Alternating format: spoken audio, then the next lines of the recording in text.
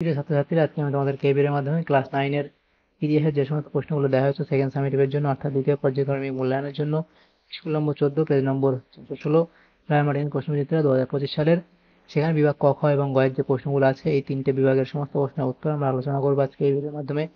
এই 14 নম্বর স্কুলে অর্থাৎ এমসিকিউ এবং এমসিকিউ টাইপসের যে প্রশ্নগুলো আছে 1 নম্বর এবং 2 নম্বর প্রশ্ন মানে প্রশ্ন বিভাগ ক, খ এবং গ এর মধ্যে সেগুলো আমরা আজকে আলোচনা করবো। তো দেখো এই 14 নম্বর স্কুলে কি বলা হয়েছে বিভাগ ক। আচ্ছা, আমরা এই যে প্রশ্নটা আলোচনা করবো এগুলোর পিডিএফ তোমরা পরবর্তীতে আমাদের টেলিগ্রাম চ্যানেল থেকে পেয়ে যাবে।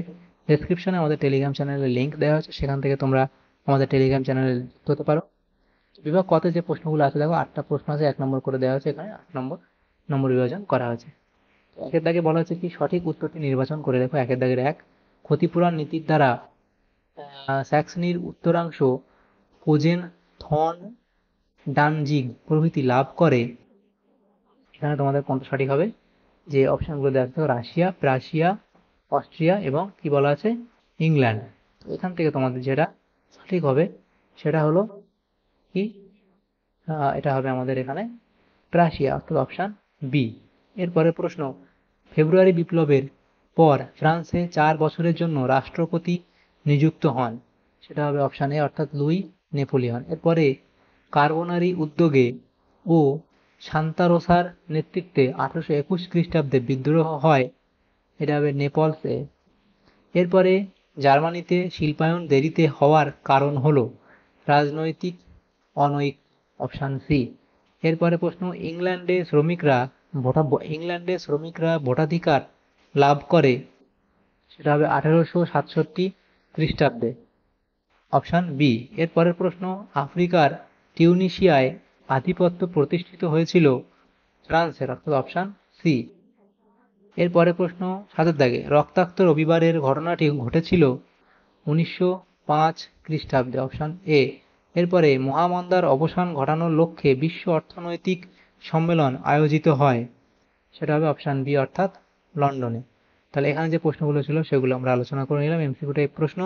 এরপরের যে প্রশ্নগুলো আছে দেখো বিভাগ খ, সেখানে আমাদের 8টা প্রশ্ন 1 নম্বর করে দেওয়া আছে। 8 নম্বর 2 এর দাগে আছে নিম্নলিখিত প্রশ্নগুলির উত্তর দাও। 2 এর দাগের একটি বাক্যে উত্তর দাও।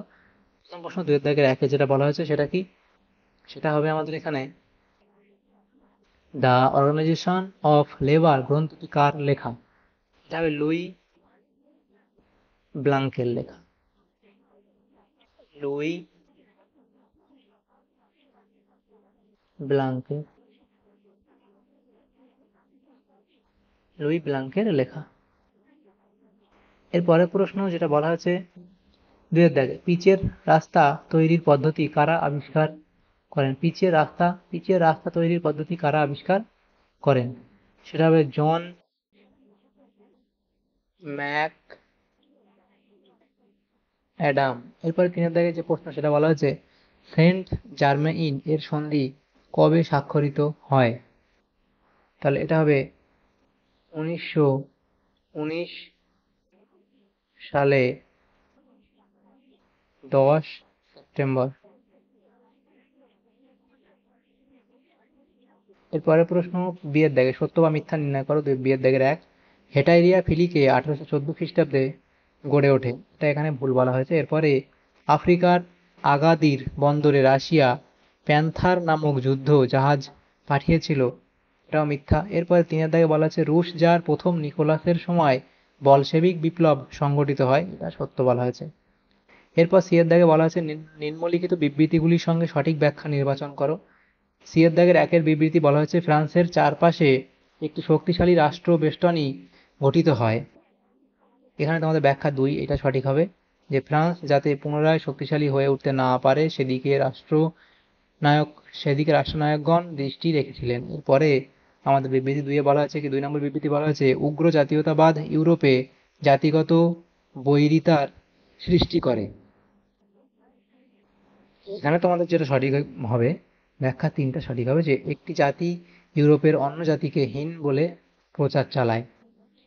পরের প্রশ্নগুলো যেটা বলা হচ্ছে কি, সেটা হচ্ছে যে বিভাগ গতে যে প্রশ্নগুলো আছে দেখো, সেটা আমাদের 2-3টি বাক্যে উত্তর দিতে বলা হয়েছে। 4টা প্রশ্ন আছে 2 নম্বর করে, 8 নম্বর উত্তর দিতে হবে। টোটাল 6টা প্রশ্ন আছে, যে কোনো 4টে উত্তর করতে হবে। 3 এর দাগের 1 প্রশ্ন, দ্বিতীয় ফরাসি প্রজাতন্ত্র বলতে কি বোঝো এবং কবে এই প্রজাতন্ত্রের অবসান ঘটে? তাহলে দ্বিতীয় ফরাসি প্রজাতন্ত্র সম্পর্কে লিখবে এবং কবে অবসান ঘটে কিভাবে এটা তোমরা লিখবে। এরপরে আছে 2 দাগে মাতসিনির সঙ্গে ক্যাভুরের আদর্শগত কি পার্থক্য ছিল। তাহলে মাতসিনি সম্পর্কে এবং ক্যাভুর সম্পর্কে এখানে এফডি লিখবে তাদের পার্থক্য। ফরাসি শিল্পে মূলধন বিনিয়োগকারী দুটি ব্যাংকের নাম লেখো।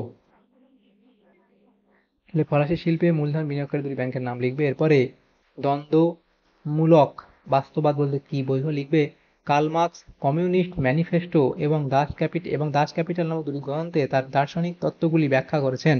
তার মতে যে কোনো সমাজ ব্যবস্থায় সম্পদের উৎপাদন ব্যবস্থায় সমাজকে চালিত করে। শিল্প সমাজও তার ব্যতিক্রম নয়। এই উৎপাদনের উপর ক্ষমতা প্রতিষ্ঠার উদ্দেশ্যে সমাজের নানা শ্রেণীর মধ্যে দ্বন্দ্ব চলে। দ্বন্দ্ব চলে যা দ্বন্দ্বমূলক বাস্তববাদ নামে পরিচিত।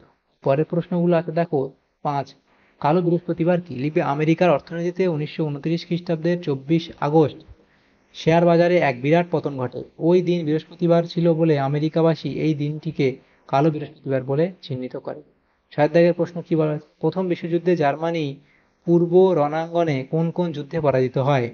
প্রথম বিশ্বযুদ্ধে পূর্ব রণাঙ্গনে জার্মানি কিছু গুরুত্বপূর্ণ যুদ্ধে অংশ নেয়, তবে তারা সব যুদ্ধে বিজয়ী হয়নি। জার্মান যেসব যুদ্ধে পরাজিত হয় তার মধ্যে উল্লেখযোগ্য কয়েকটি হলো এই যুদ্ধগুলোর নাম লিখে এ অবধি লিখবে। তাহলে তোমাদের দেখো এখানে এই প্রশ্ন উত্তর হয়ে যাবে আমাদের যে প্রশ্ন ছিল। তাহলে এরপরে দেখো আমাদের যে এই প্রশ্নগুলি ছিল বিভাগ ক, খ এবং গ এই তিনটি বিভাগের ক্লাস 9-এর 14 নম্বর স্কুলে আমাদের এই সমস্ত প্রশ্নগুলি ছিল ইতিহাসের বিভাগ ক, খ এবং গ এর, অর্থাৎ এমসিকিউ মেথড যে প্রশ্নগুলো 1 নম্বর 2 নম্বর প্রশ্ন ছিল সেগুলো আমরা আলোচনা করলাম আজকে এই ভিডিওর মাধ্যমে 14 নম্বর স্কুলে ক্লাস 9-এর ইতিহাসের।